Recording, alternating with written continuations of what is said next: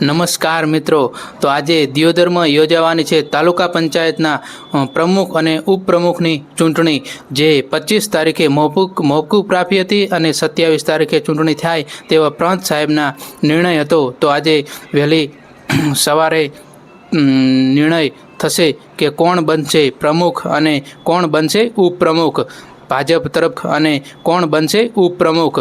ભાજપ તરફથી 12 સભ્યો ચૂંટાયેલા છે, જ્યારે કોંગ્રેસ તરફથી ભાજપ તરફથી 10 સભ્યો ચૂંટાયેલા છે અને કોંગ્રેસ તરફથી તેમના 12 સભ્યો ચૂંટાયેલા છે। તો હવે જોવાનું એ રહ્યું કે પ્રમુખ કોનો બેસે છે।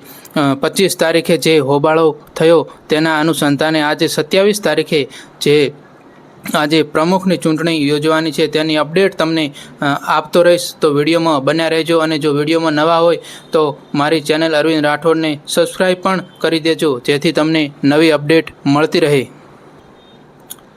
ભાજપ અને કોંગ્રેસના તમામ સભ્યો હવે પ્રાંત અધિકારી દિયોદર ત્યાં બેઠકમાં પધારી રહ્યા છે અને થોડી જ ક્ષણોમાં જે નિર્ણય આવે તે તમારી સમક્ષ હું રજૂ કરીશ। તો અપડેટમાં જોડાયેલા રહેજો। કોણ બનશે દિયોદર તાલુકા પ્રમુખ અને ઉપપ્રમુખ, બસ વિડીયોમાં બન્યા રહેજો। નેક્સ્ટ વિડીયોમાં તમને બતાવીશ। જય માતાજી।